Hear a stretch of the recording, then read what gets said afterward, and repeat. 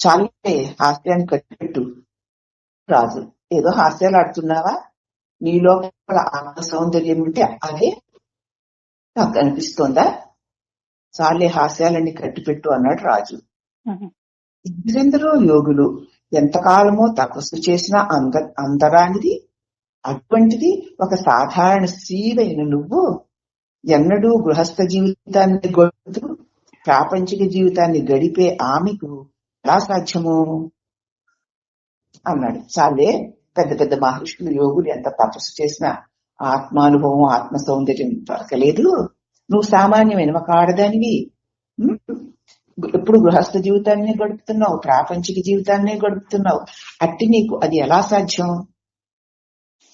అన్నాడు. చూడాలా, అందుకేమీ చిన్నబుచ్చుకోలేదు. ఎందుకంటే ఆమె ఆత్మలో సుప్రతిష్ఠై ఉంది. తన వల్లనే తన భర్త కూడా అట్టి స్థితిని పొందుకోవాలి అని ఆమె కోరుకుంది. నా స్థితిని ఆయన కూడా పొందినప్పుడు కదా ఆయన ఆత్మ సౌందర్యం ఏంటి ఆయనకి తెలిసేది. నేను పొందిన ఆత్మ స్థితిని నా భర్త కూడా అందుకోవాలి అని ఆవిడ అభిలషించింది. తన అనుభూతి పట్ల ఆయన ఎలా నమ్మించాలా అని చూసింది. నా ఆత్మానుభవం అయ్యా, నా లోపల ఆ పరమాత్మ ప్రకాశిస్తోంది అన్న స్థితిలో నేను సదా ఉన్నాను, అదే ఈ సౌందర్యానికి ప్రకాశానికి కారణమని చెప్తుంటే ఆయన నమ్మట్లేదు. నా ఆత్మానుభవ స్థితిని ఆయన నమ్మించేది ఎట్లాగా? ఈయనకి ఏవో అలౌకిక అద్భుత సిద్ధులు చూపిస్తే తప్ప అర్థమయ్యేది కాదు అని అట్టి వాణిని ఆమె ప్రయత్నించి సాధించింది. మామూలుగా చెప్తుంటే అర్థం అవడం లేదు, ఏదో అలౌకికమైన సిద్ధులు ఏమన్నా ఆయన దగ్గర ప్రయోగింప చేస్తే అప్పుడు ఆయన ఆత్మవైపుకు మళ్ళుతాడు అని ఆమె ప్రయత్నించి సాధించింది కూడా. కానీ అప్పటికప్పుడే వారిని ఆమె ప్రదర్శించలేదు.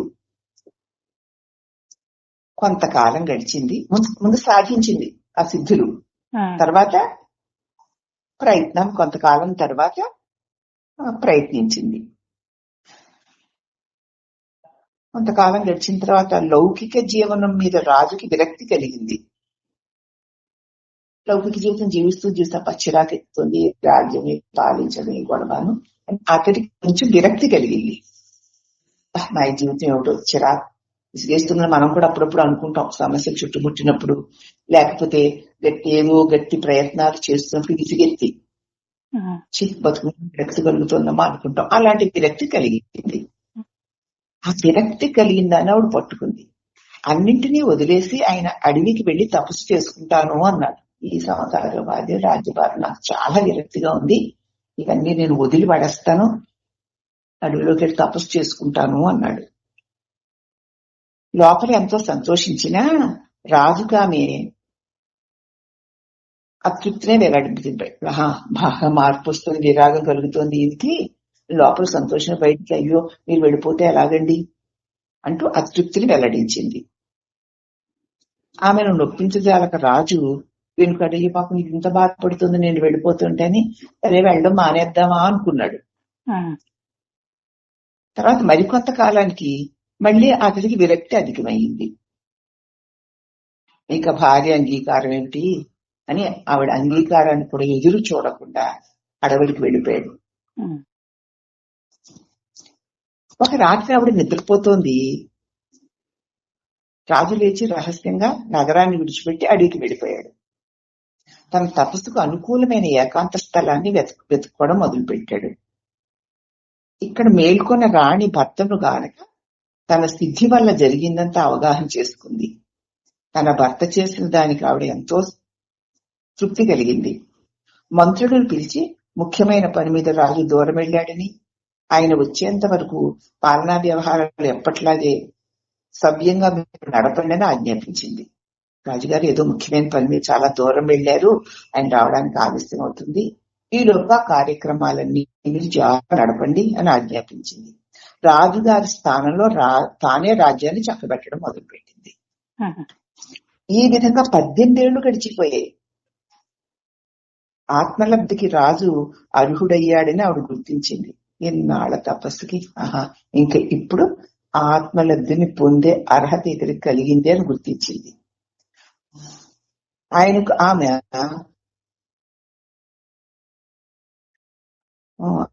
కుంభాది ప్రచ్ఛన్న రూపాలతో కనిపించింది. అతడు ఆత్మజ్ఞుడై రాణితో సహా రాజధానికి తిరిగి వచ్చాడు. ఇంతకీ సారం ఏమిటంటే, పరుల శ్రేయస్సుకే ఆత్మజ్ఞులు సప్రయత్నంగా సిద్ధులను సాధిస్తారు. వాళ్ళకి అక్కర్లేదు, ఇటువంటి ప్రత్యేక వ్యక్తుల కోసం వాళ్ళు సిద్ధిని సాధిస్తారు, వాళ్ళని ఉద్ధరించడం కోసం. కానీ ఆ శక్తులు తమవి అన్న భ్రాంతి వారికి ఉండదు, ఎందుకు వాళ్ళు ఆత్మజ్ఞులై ఉన్నారు. వాళ్ళ కోసం అన్నట్టు నేనే ఇలా చేశాను, నేనెంత గొప్పగా చేశాను వాళ్ళు అనుకోరు అన్నారు భగవాన్. అంటే ఆత్మజ్ఞులైన వారు సిద్ధులను ప్రయోగిస్తారా అని అడిగిన ప్రశ్నకి సమాధానం అన్నమాట. ఆ భక్తుడు యోగి తన సిద్ధులను ఇతర ఆత్మజ్ఞులు చేయడానికి ఉపయోగిస్తాడా? అలా కాకుండా అతని ఆత్మజ్ఞతయే చాలా. యోగి తన సిద్ధుల్ని ఇతరుల్ని ఆత్మజ్ఞులు చేయడానికి ఉపయోగిస్తాడా? కాక అలా చేయుట అతని ఆత్మజ్ఞతయే, అలా చేయడానికి ఆత్మజ్ఞతయే చాలని అంటే సిద్ధులు కూడా కావాలా అని ఆవిడ సిద్ధులు ఉపయోగించింది కదా.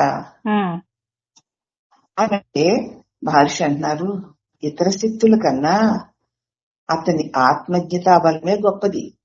ఇతర శక్తులు సిద్ధుల ఆత్మజ్ఞతా బలమే గొప్పది. తనలోని అహంకారం ఎంత ఎంత తగ్గితే తన కన్యం అంత అంత తక్కువ అవుతుందన్నమాట. నీలో అహంకారం ఎంతెంత తగ్గుతూ ఉంటే నా కన్యముగా అనేకమున్నాయన్న భావన అంత అంత నీకు తగ్గిపోతూ ఉంటుంది. అంటే వేరుగా ఏదీ లేదు, ఏదున్నా నా చేత తెలియబడుతున్నదే, కాబట్టి దేనికోసం నేను ప్రాకులాడక్కర్లేదు అనే జ్ఞానం కలిగిపోతూ ఉంటుంది. అవునమ్మా. ఆత్మజ్ఞత పెరిగే కొద్ది అహంకారం ఎంతెంత తగ్గుతుంటే తనకంటే అన్యం అంతంత తగ్గుతుందన్నమాట. ఇతరులకు నీవు ఇయ్యగలిగిన పరమశ్రేయస్సు ఏమిటి? ఆనందమే కదా. ఎవరైనా సుఖపెట్టాలనే కదా ఏదైనా చేస్తాం మనకి ఇష్టమైన వాళ్ళకి. చేస్తే వాడికి ఇష్టం అని చేస్తాం, అది శాంతి వలన జనిస్తుంది.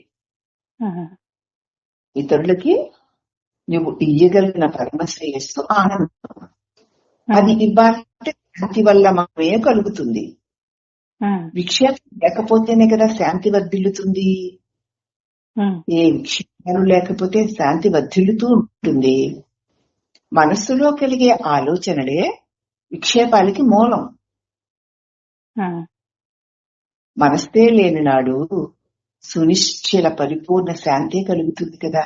మనసే కదా ఆలోచనల కలకలాన్ని సృష్టిస్తుంది. నిర్మలమైన తటాకంలో ఒక రాయి వేస్తే ఎలాగ అలలు అలలు బుడగలు బుడగలు వస్తాయో అలాగన ఈ నిర్మల శాంతి సాగరంలో ఈ మనసు కలకలాన్ని సృష్టిస్తుంది.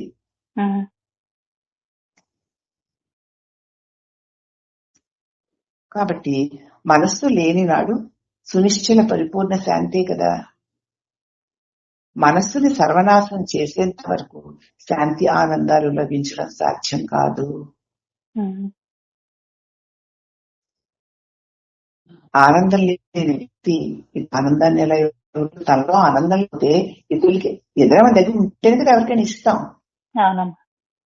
ఆనందం లేని వ్యక్తి ఇతరులకు ఆనందాన్ని ఎలా ఇవ్వగలడు? మనస్సు లేని పక్షంలో గుర్తించవలసిన ఇతరులు ఉండరు. మనసు లేకపోతే వీరు వీరు వీరు అని విడివిడిగా గుర్తించవలసిన అన్యులు ఎవరు ఉండరు. అందుచేత ఆత్మజ్ఞానం మాత్రమే ఇతరులకు ఆనందదాయకం కాగలదు. ఆత్మజ్ఞానం కలిగిందంటే చాలు, తాను ఆనందంగా ఉంటాడు. తన నుంచి ఆనందం దానికి అదే ప్రసరిస్తూ ఉంటుంది. అతని దృష్టిలో ఇతరులు వీళ్ళు మంచివాళ్ళ వీళ్ళు చెడ్డవాళ్ళ ఉండ ఆయన ఆనంద ప్రసరణకి హెచ్చు తగ్గులు ఉండవు. సూర్యుడు ప్రకాశానికి హెచ్చు తగ్గులు లేనట్లు ఆత్మజ్ఞుడైన వాడి ఆనంద ప్రకటన ఆయన నుంచి వస్తుంటే అది అందరి మీద సమంగా. తనకంటే అన్యులు ఎవరు లేరుగా. వీడు నా కాబట్టి వీడికే నా జ్ఞానం అందాలి, వాడు కాదు కాబట్టి వాడికి అందకూడదు, వీడు కాబట్టి వీడికైనా ఆనందం అందాలి అని లేవుగా. అంచేత అందరి మీద సమానంగా ఆనందం తరతమ భేదం లేకుండా ప్రసరిస్తుంది. ఆత్మజ్ఞానం మాత్రమే ఇతరులకి ఆనందదాయకం కాగలదు అన్నారు భగవాన్.